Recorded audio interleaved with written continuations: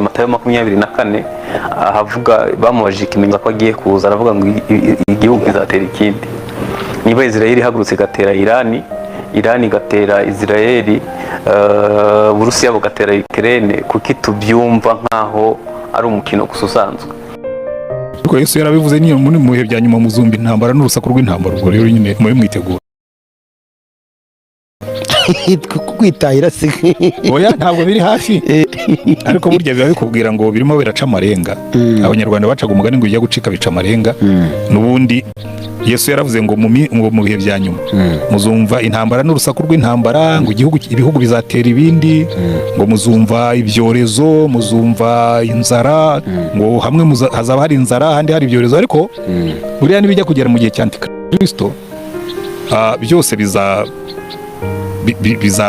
biriho.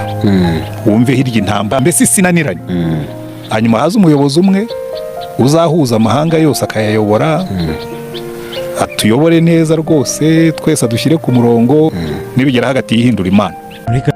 Ni ibise bivuga ngo Kristo ari hafi. Abakristo twakombye kurushaho kwitegura no kuba maso, dutekereza ko isaha n'isaha impanda ishobora kuvuga. Igahe duhawe kose dukwiye kugakoresha neza. Hari umunsi abanyayirani bajyamye batazi ikiri bube, babyukira ku rusaku Teherani harimo ibimisiri. Yego. Imana niguhagahe yiga kugakoresha neza, hanyuma ugakora ibyo wagomba kugakoramo, kubera ko ejo twese nibanga hashobora kuba tabaye ibisasu hakaza indwara cyangwa nabyo byaza. Sibyo ko na corona yongeye nayo ngo yagarutse. No ndebera nk'ubu batega isasu kikayoba nko muri Afurika, nka Iran kigitera kikayobera muri Afurika. Yani ni ibintu bimeze bityo, kandi gishobora kuyoba kuko ni coordonnées géographiques, bashobora kwibeshyaho gatoya. Hanyuma guye ubukungu buragwa. Yego, hari abagize ubwoba ngo bino bintu bishobora kuzagenda bikaba intambara ya gatatu y'isi. Urumva iri politiko, ariko noneho byagera hagati ya Israel na Iran hakazamo ikintu cy'imyemerere, kandi uvuze none kitajya gitandukana n'umuco. Iki nanone Israel ifite influence ku isi, nanone na Iran nayo ifite ikindi gice cy'isi ifitemo influence, n'abandi bayishyigikiye benshi. Ino ntambara ishobora kuvamo intambara ya gatatu y'isi. Ese Bibiliya hari ikivugaho? Yego, intambara ya gatatu niyo Harmagedoni. Iyo urebye iri gutegurwa. Ndibuka mu myaka nk'itanu ishize, Putin yasuye inganda z'intwaro, arababwira ngo nibakora intwaro ku muvuduko uri hejuru, kubera ko harategurwa intambara ya gatatu y'isi. Icyo gihe abantu bumvaga ari nk'imikino, ariko hashize iminsi arasana na Ukraine. Kandi nanone iyo urebye ibihugu by'i Burayi, ukareba imyiteguro y'Ubushinwa, ukareba imyiteguro ya Korea ya ruguru, intambara ya gatatu y'isi irakomanga ntabwo iri kure.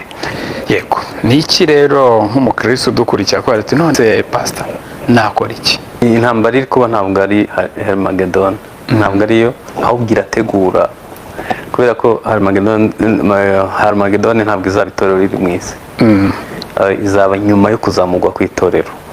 Gusa ubu ni intambara okay. Reka nkoresha imvugo ku bamama batwita. Mbere y'uko umwana avuka hari ibintu bibanziriza ibise, bijya kumera nk'ibise ariko bitari ibise. Yani babyita imigendo. Ni igihe umuntu aba yumva hari ukuntu atiyumva neza, bimutegurira gutera ibise. Harmagedoni izaba ari ibise by'ingufu, kubera ko bombe atomike isi ibitse bazazitera.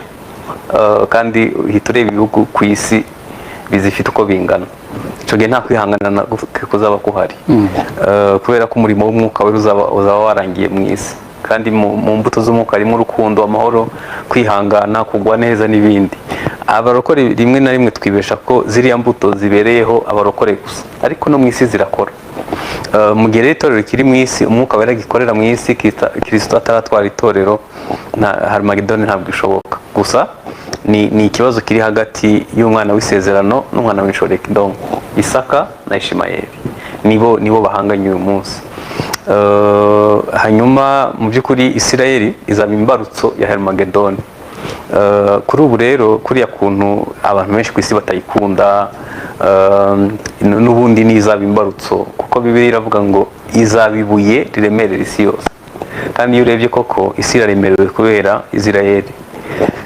Bariho baragwanira kubaho kwabo, yego, gusa iyo urebye umuvuduko biriho, birasa nkaho biriho birasembura umujinya w'amahanga, ku buryo bizagera igihe Harmagedoni ikaba. Ariko nanone kuri nge ngaruka ku rundi ruhande rw'abakristo,